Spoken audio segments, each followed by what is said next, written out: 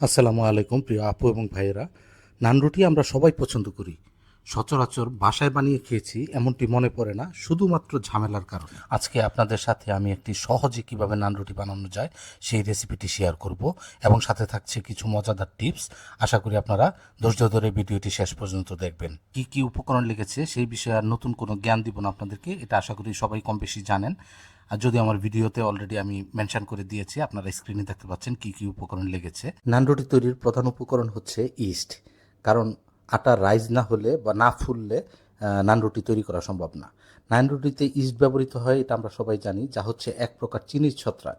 এই ছত্রাক আটা বা ময়দার সাথে মিশে গাজন প্রক্রিয়ায় অ্যালকোহল ও কার্বন ডাইঅক্সাইডে রূপান্তরিত হয়, যার কারণে নান রুটি খাওয়ার পর আমাদের অনেকেরই গ্যাসের সমস্যা হয়। টিপস নাম্বার 1, আপনারা চাইলে ইস্টের পরিমাণ কমিয়ে দিয়ে বেকিং পাউডার ব্যবহার করতে পারেন।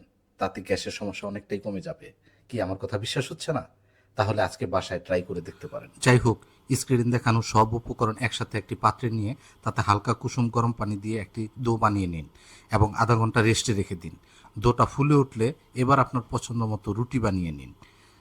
টিপস নাম্বার 2, হোটেলের মতো নান রুটি বাসায় তৈরি করতে গেলে সবচেয়ে ঝামেলার যে কাজটা সেটা হলো রুটি সেকাটা। এটা একটা মেজর ইস্যু। বাসায় নর্মাল রুটি যেভাবে সেকি সেভাবে নান রুটি সেকতে গেলে সবচেয়ে বড় সমস্যা যেটা হয়, নিচের অংশ পুড়ে যায় এবং উপরের অংশ প্রায় সাদা থেকে যায়।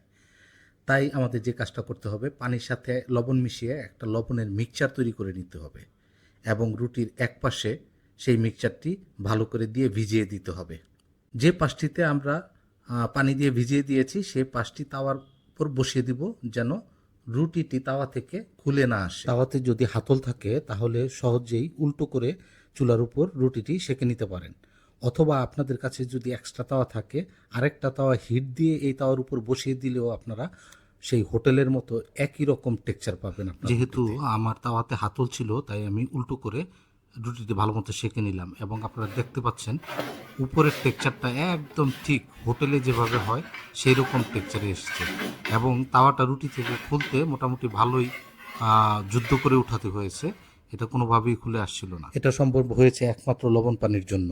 যদি লবণ পানি না দিতাম তাহলে তাওয়া উল্টো করার সাথে সাথে এটা পড়ে যেত। এবং সবচেয়ে মজার ব্যাপার হচ্ছে রুটিটা এত সফট হয়েছে এবং এত মজা হয়েছে যে একবার বাসায় বানানোটা খেলে কেউ আর হোটেলেরটা খেতে চাইবেন না। ভিডিওতে টেক্সচারটা দেখতে পাচ্ছেন কিনা জানি না, খুবই সফট, নরম এবং তুলতুলে হয়েছে। তো আশা করি ভিডিওটা ভালো লাগলে আপনারা একটা লাইক কমেন্টস করবেন এবং অবশ্যই অবশ্যই বাসায় বানানোর চেষ্টা করবেন। ধন্যবাদ।